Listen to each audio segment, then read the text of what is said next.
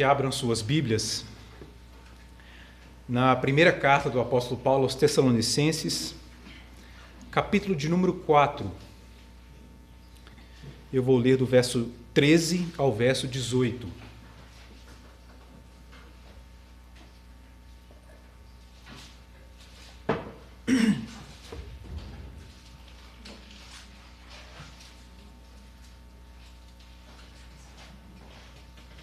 Primeira Tessalonicenses, capítulo de número 4. Eu vou ler do verso de número 13 ao verso de número 18. Vamos aguardar todos encontrarem.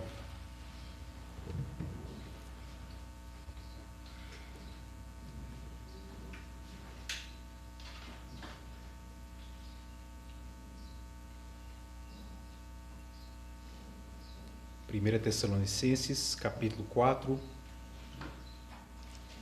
do verso de número 13 ao verso de número 18. Eu farei a leitura e os irmãos me acompanhem de forma silenciosa.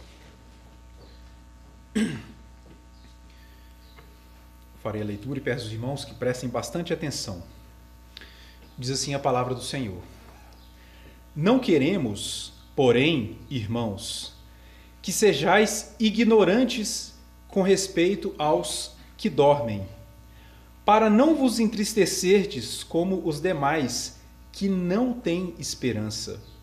Pois, se cremos que Jesus ressuscitou, assim também Deus, mediante Jesus, trará em sua companhia os que dormem.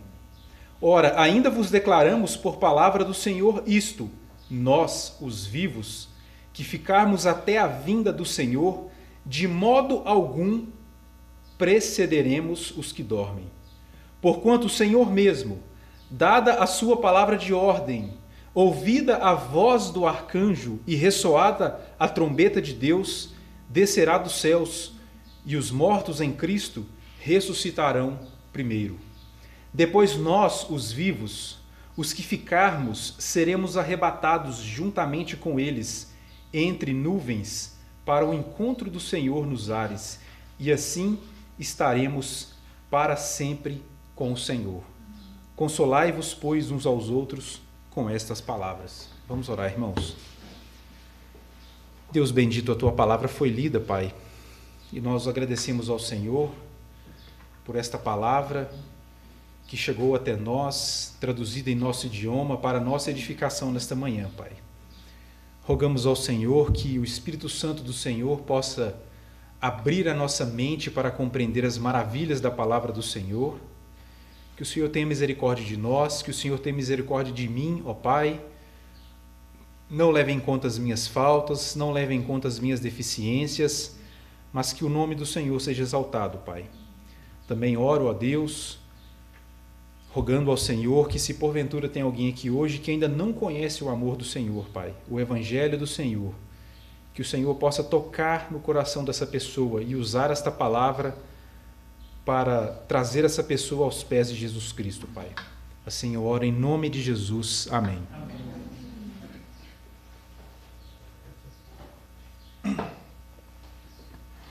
Irmãos, talvez uma das palavras mais difíceis de conceituar na nossa língua portuguesa seja a palavra saudade. Você já reparou o tanto que a palavra saudade é difícil de trazer um significado? Você já tentou falar qual é o significado da palavra saudade?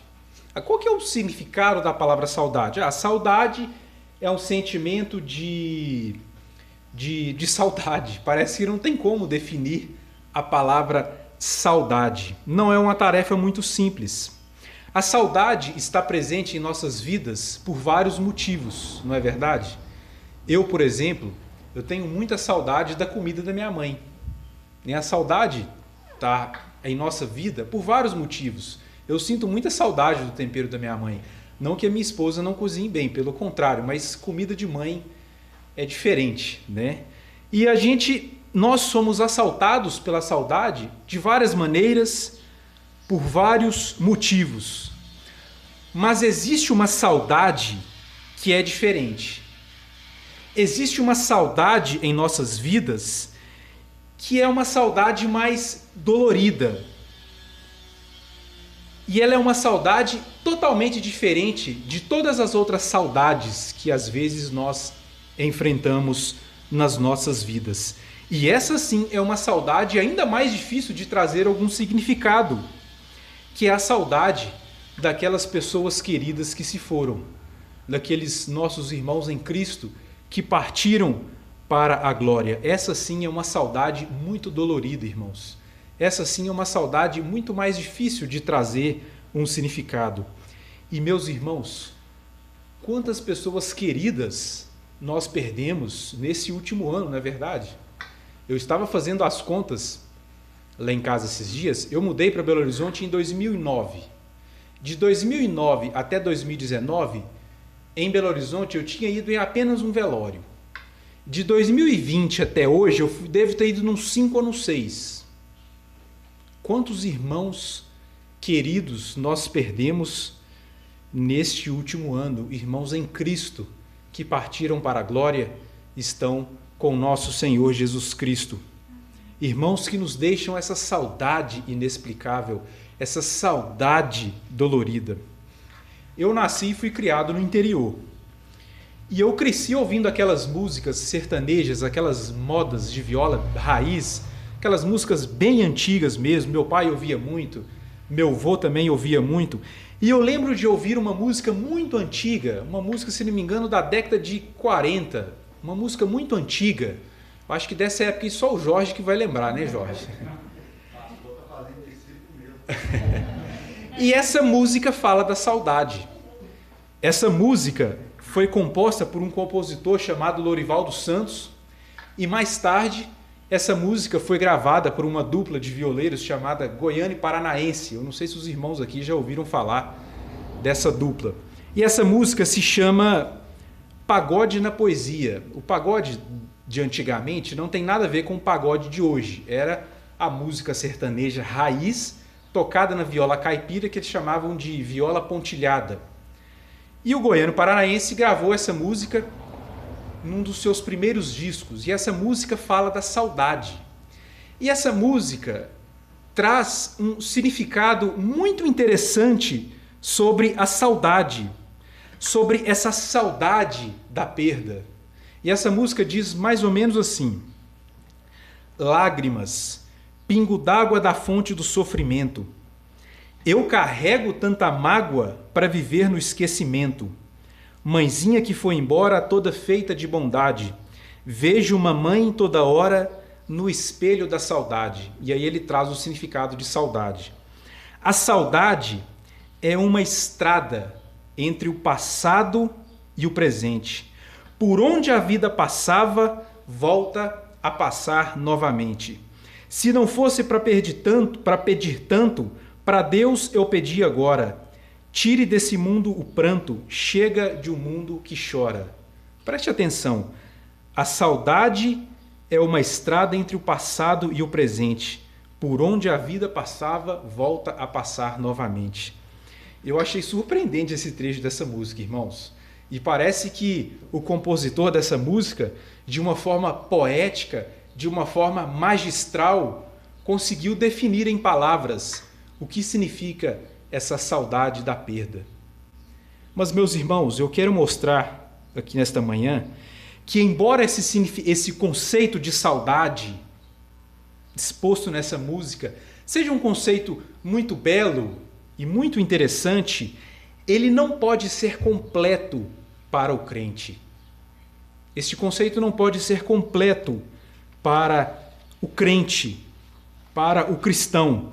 E eu pretendo mostrar isso com base nesse texto do apóstolo Paulo que nós acabamos de ler. O objetivo do apóstolo Paulo com essa passagem era consolar os cristãos de Tessalônica com relação aos crentes que haviam falecido.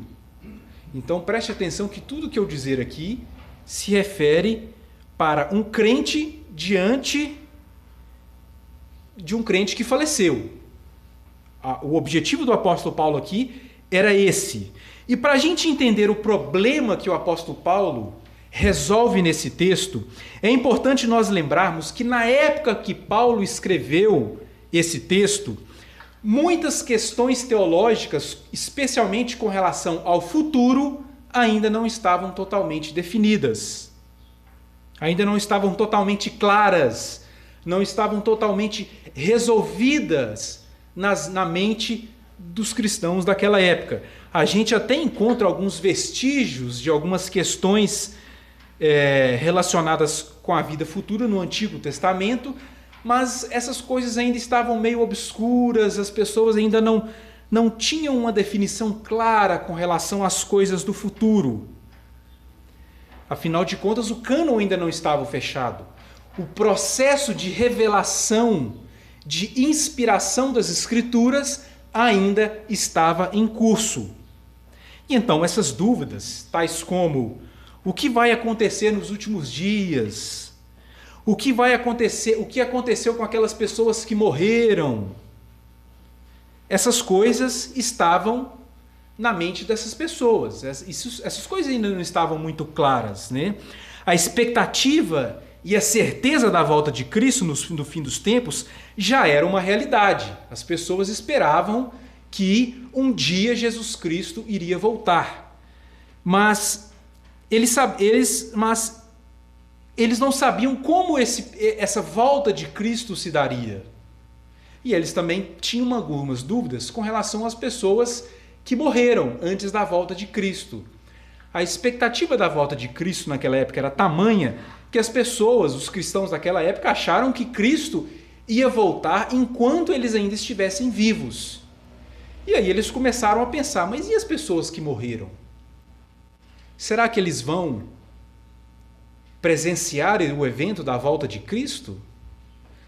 Como é que ficou essas pessoas? Será que eles vão perder a volta de Cristo?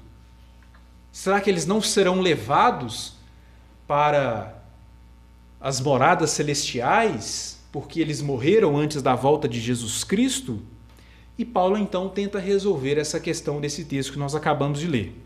Paulo começa esse texto dizendo o seguinte: não queremos, irmãos, que sejais ignorantes com respeito aos que dormem. Paulo faz um apelo: não fiquem ignorantes com relação aos que já se foram. Não fiquem atribulados. Não fiquem atormentados por causa da partida desses irmãos. É fato, irmãos, a gente não sabe lidar muito bem com a morte.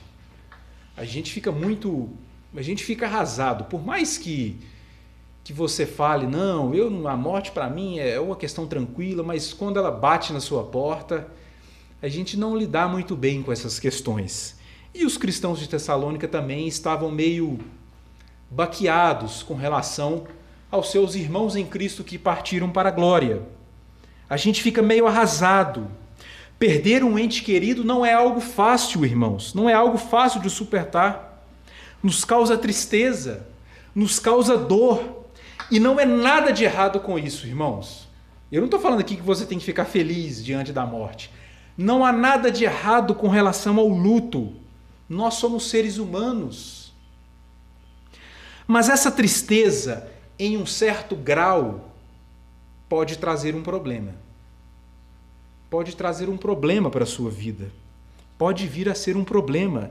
A tristeza e a dor da perda devem vir acompanhados pela esperança e pela certeza da ressurreição. A nossa dor, o nosso luto, deve ser suplantado pela certeza da ressurreição, pela esperança da ressurreição. E veja, quando eu falo esperança, meus irmãos, eu não estou falando de uma dúvida. A certeza no grego a esperança no grego é uma certeza, é uma convicção. Observem que Paulo, ele nem sequer usa a palavra morte para se referir a esses irmãos que partiram. Vocês perceberam isso? Ele não usa a palavra morte. O que ele fala? Não queremos, irmãos, que sejais ignorantes com respeito aos que dormem.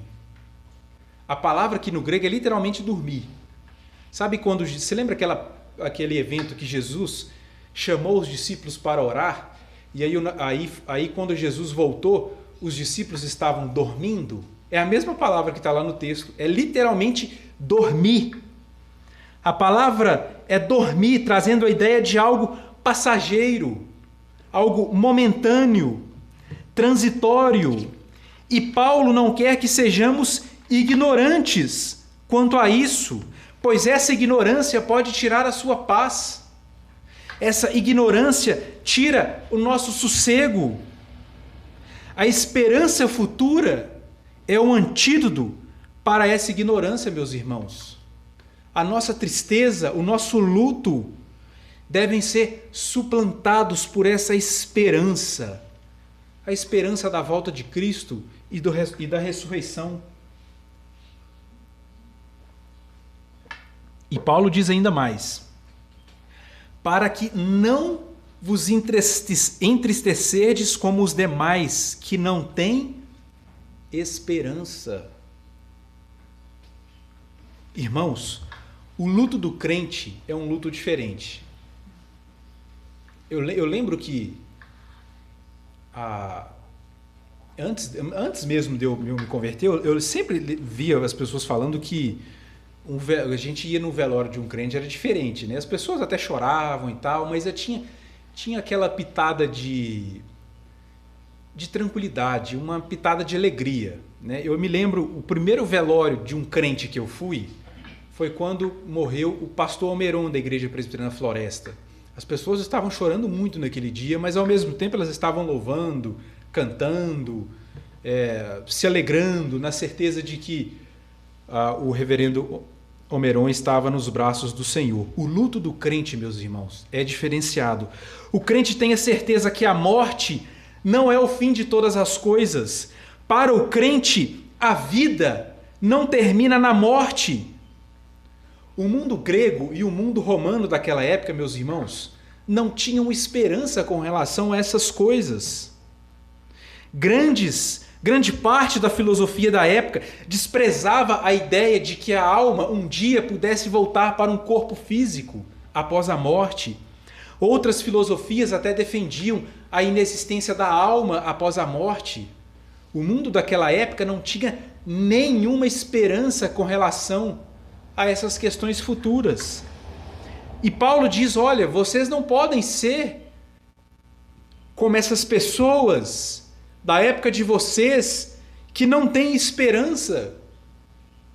Irmãos, o mundo de hoje também não tem esperança com relação a essas coisas. Se tem, é uma esperança bem hipócrita, é uma esperança bem falsa. É aquela esperança meio ilógica, sem sentido.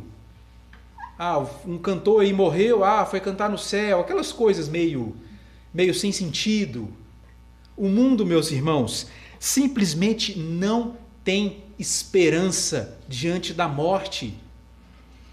Eu fico vendo todas essas coisas que acontecem, meus irmãos, tanta gente morrendo, eu fico pensando o que seria de mim se eu não tivesse essa esperança. O desespero bateria na porta.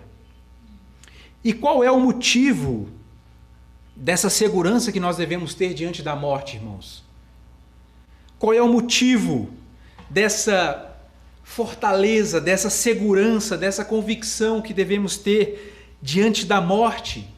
Paulo fala no verso 14, pois, ele começa o verso 14 com um pois, veja que é uma dedução lógica, pois, se cremos que Jesus morreu e ressuscitou, assim também Deus, mediante Jesus, trará em sua companhia os que dormem. A ressurreição de Cristo, meus irmãos, é a base de tudo. A ressurreição de Cristo é a base de toda a fé cristã. Se não fosse a ressurreição de Jesus Cristo, essa reunião que nós estamos fazendo aqui hoje não faria o menor sentido. Se não fosse a ressurreição de Jesus Cristo, nós seríamos loucos de estar aqui no domingo de manhã. E eu seria o primeiro a estar em casa. Nós só estamos aqui hoje porque nós cremos que Jesus Cristo ressuscitou ao terceiro dia. A ressurreição, meus irmãos, é a base de toda a fé cristã. Se você tirar a ressurreição de Jesus Cristo, tais como alguns filhos de Belial fazem, não sobra nada do cristianismo. Não sobra nada. Sobra essas coisas vazias. Cristo foi um exemplo de amor, um exemplo de pessoa boa. Isso não vale nada. Isso é secundário. O que importa, meus irmãos, é que Jesus Cristo morreu e ao terceiro dia ele ressuscitou dentre os mortos. Essa é a base da nossa fé cristã. E essa é a base dessa segurança que nós devemos ter diante da morte. Essa é a nossa segurança. A ressurreição de Jesus Cristo. A verdade do verso 14 só é possível graças à ressurreição do nosso Senhor.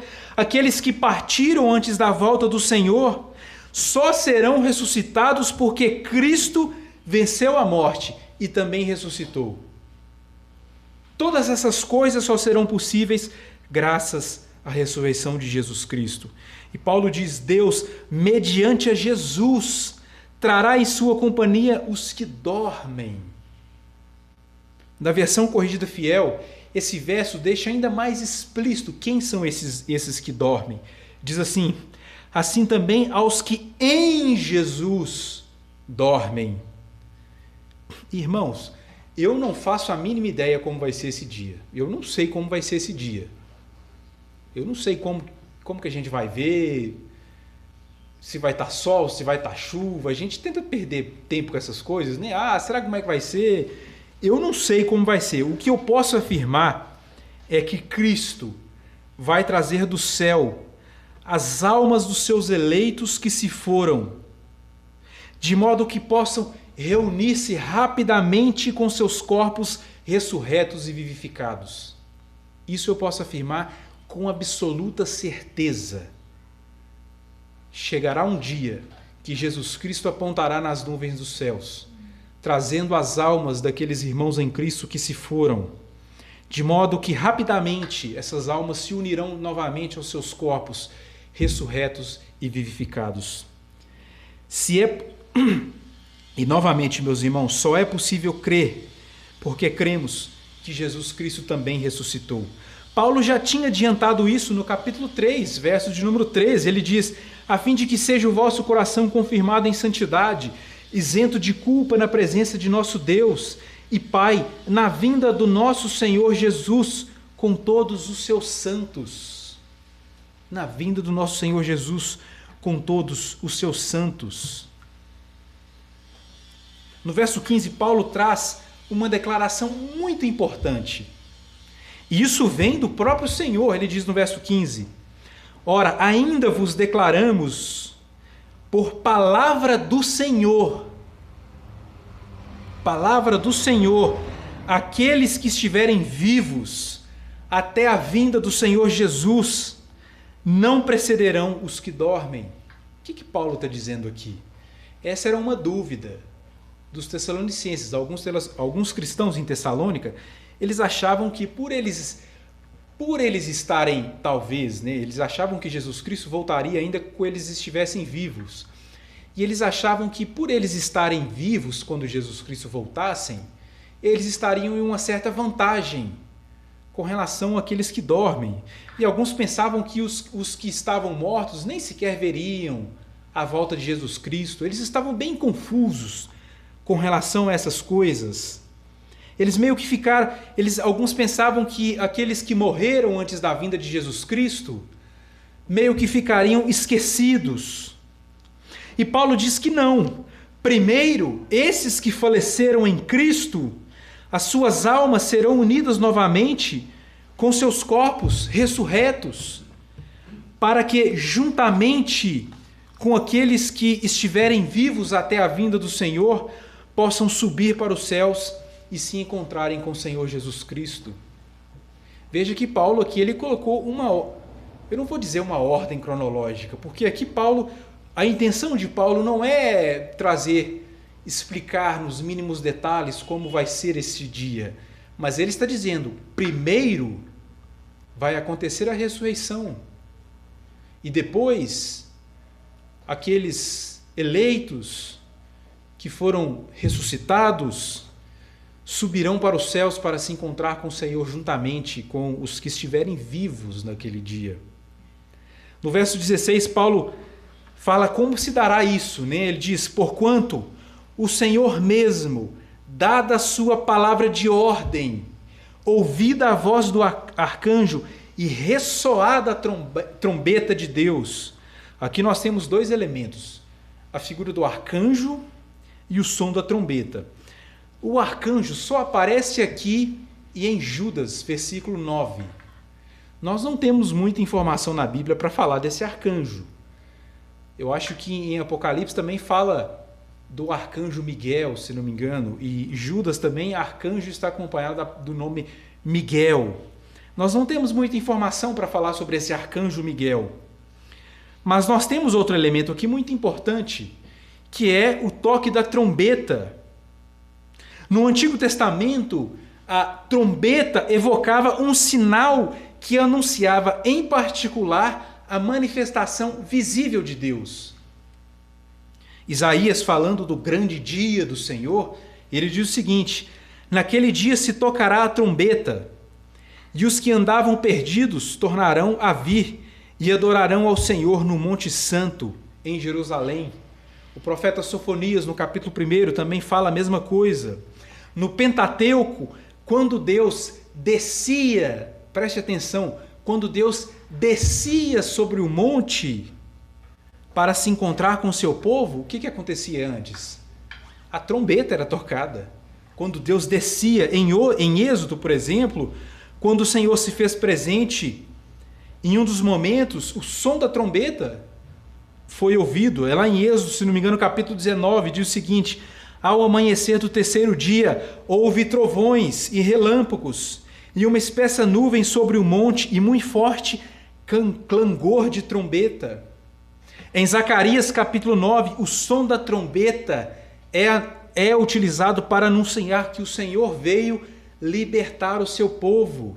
Lá no capítulo 9 diz assim: o Senhor será visto sobre os filhos de Sião, e as suas flechas sairão como relâmpago. O Senhor Deus fará soar a trombeta e irá com os redemoinhos do sul. Zacarias 9:14. E o próprio Jesus disse, né, irmãos, do texto que nós lemos na liturgia do culto, Mateus capítulo 24, e ele enviará os seus anjos com grande clangor de trombeta, os quais reunirão os seus escolhidos dos quatro ventos, de uma a outra extremidade. E a trombeta está presente aqui, meus irmãos. Esse som da trombeta aqui podemos entender como o último sinal da vinda do nosso Senhor.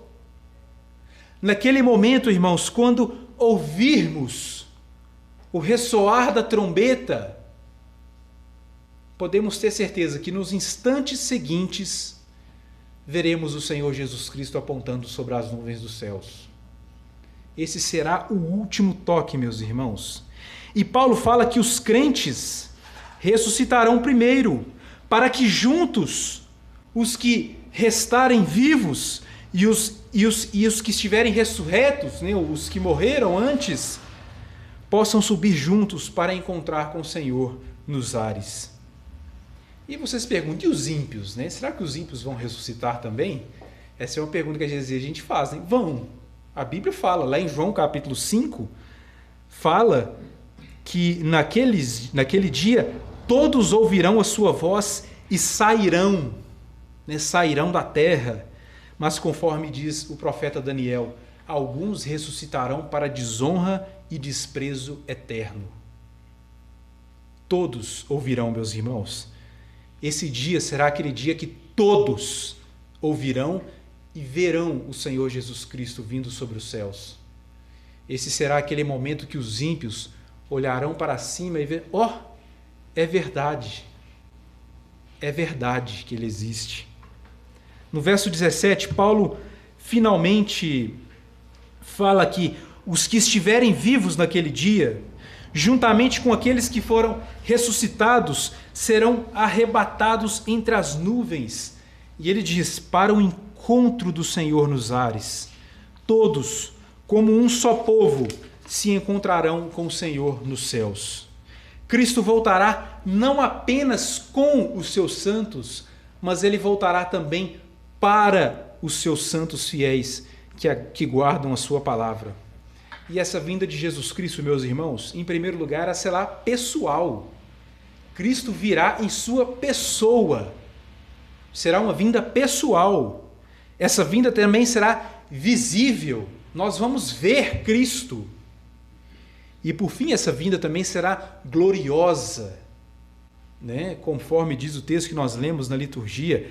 E é interessante isso porque na primeira vinda de Jesus Cristo, Cristo veio, nasceu em uma manjedoura, se fez servo, conforme diz Paulo lá em Filipenses, ele se esvaziou da sua glória. Nesse sentido, nós podemos dizer que a primeira vinda de Jesus Cristo não foi uma vinda gloriosa nesse sentido, mas a segunda vinda de Jesus Cristo sim será uma vinda gloriosa. E preste atenção, meus irmãos, a segunda vinda de Jesus Cristo será decisiva. Cristo não voltará para converter as pessoas. Ele não virá para converter mais ninguém, ele voltará para julgar. O tempo é agora. E aqui nós devemos entender que o propósito de Paulo não é fornecer os mínimos detalhes de como será esse dia, mas aqui a gente entende-se que após esse encontro com o Senhor Jesus, terá o grande juízo final.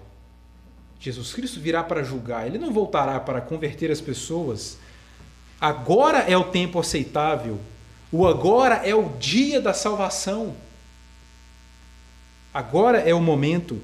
O verso 17 ainda diz que nós subiremos para o encontro do Senhor nos ares. O verbo encontro aqui no grego é muito interessante. Esse verbo é uma expressão utilizada no Novo Testamento para descrever as boas-vindas públicas dadas por uma cidade a um visitante ilustre. Como que isso acontecia no Antigo Testamento? Quando um visitante ilustre estava chegando numa cidade, os habitantes da cidade saíam para fora da cidade para receber aquele visitante. E aí depois elas voltavam para a cidade. Muito interessante isso. Isso nos traz a ideia de que nós, que após esse encontro, voltaremos com Cristo para o estabelecimento final do reino de Deus. Estaremos, e aí na parte final do verso 17 ele diz: estaremos para sempre com o Senhor. Desfrutaremos de uma união eterna com o Senhor Jesus. Estaremos para sempre com o nosso Senhor Jesus Cristo. E prestem atenção, meus irmãos, a nossa maior motivação para desejarmos esse dia não pode ser meramente nos encontrarmos com aqueles irmãos queridos que partiram para a glória, mas a nossa maior motivação deve ser essa: o fato de que estaremos para sempre com o nosso Senhor Jesus Cristo. E todos nós, incluindo aqueles que partiram com o Senhor. Essa é a certeza, meus irmãos, que deve nos motivar para desejarmos ainda mais esse dia. Paulo então finaliza no verso 18 dizendo: consolai-vos, pois, uns aos outros com estas palavras. Essas palavras devem nos consolar, irmãos, na certeza de que em breve reencontraremos aqueles irmãos queridos e em breve estaremos para sempre com o nosso Senhor Jesus Cristo. É isso que deve nos consolar, meus irmãos. É isso que deve suplantar a nossa dor da saudade, a tristeza pela saudade daqueles que se foram. É isso que deve nos consolar, irmãos. Especialmente nesses dias, meus irmãos, caminhando para a conclusão, onde tantos irmãos partiram, tantos irmãos nos deixaram, partiram para a glória. Essas palavras devem encher os nossos corações de alegria e de esperança, porque essas palavras consolaram os crentes da cidade de Tessalônica. E essa esperança, meus irmãos, não é uma conjectura, é uma certeza que nós temos. E eu disse na introdução, voltando, né, àquela definição maravilhosa daquela canção, que a saudade é uma estrada entre o passado e o presente. Mas essa definição não pode ser completa para o cristão, meus irmãos. Para o crente, se tratando daqueles que partiram e estão com Cristo, a saudade também é uma estrada entre o presente e o futuro. Além de ser uma estrada entre o passado e o presente, a saudade para nós também é uma estrada entre o presente e o futuro, porque nós temos a certeza de que chegará um dia que o Senhor Jesus Cristo apontará nas nuvens dos céus, vindo com todos os seus eleitos que partiram para a glória. Deus nos garantiu, por meio da sua santa e bendita palavra, que esse dia chegará. E quando esse dia chegar, Ele trará todos aqueles irmãos que nos deixaram essa saudade inexplicável. Meus irmãos, esse texto diz muito sobre como deve ser a nossa atitude diante da morte, como deve ser a nossa postura diante da morte. Essa esperança que temos, ancorada na ressurreição de Jesus Cristo, é um consolo para as nossas vidas. Por isso Paulo disse que devemos nos consolar com estas palavras. Eu sei, meus irmãos, que nós não lidamos muito bem com a morte. É muito difícil. A morte não é uma coisa que nós geralmente estamos preparados, não é verdade? Às vezes a gente até fala que não teme tanto a nossa própria morte, mas a do outro, né, que a gente convive, aí é outra história, né, meus irmãos? E não há nada de errado com o luto, meus irmãos. Eu não estou dizendo que você está em pecado por causa do luto, de forma alguma.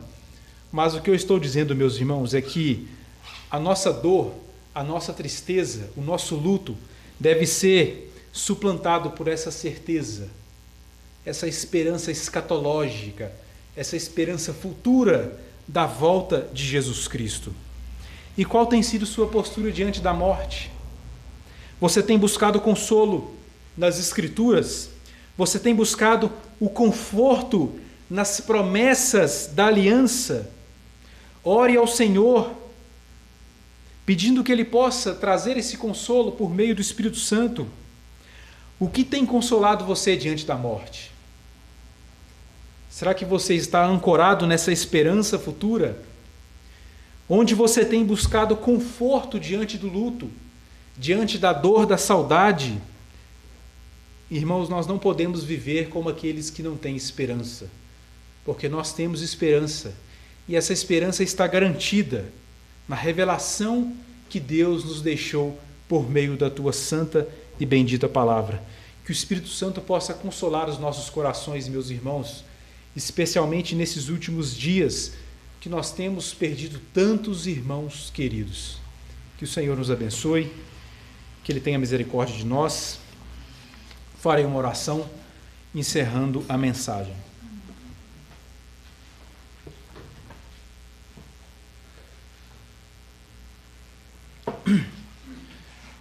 Deus amado, Pai querido, graças damos ao Senhor, Deus, pela Tua palavra, que consola os nossos corações, Pai, que traz esse consolo bendito vindo da palavra do Senhor, Pai. Graças damos ao Senhor, Deus, porque temos a plena certeza que Jesus Cristo ressuscitou ao terceiro dia, e essa ressurreição é a base da nossa esperança, a base da nossa esperança, a base do nosso consolo que temos diante da morte. Somos gratos a Ti, ó Deus, porque o Senhor não nos deixa como aqueles que não têm esperança, Pai. O Senhor não nos deixou desesperançosos, não nos deixou no desespero. Pelo contrário, Pai, o Senhor nos deixou tudo aquilo que precisamos para seguir a nossa caminhada cristã até a volta do Senhor Jesus Cristo.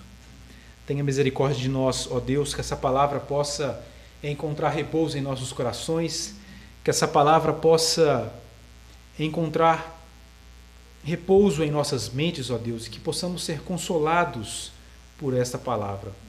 Em nome de Jesus. Amém. Nós temos mais um cântico, irmão.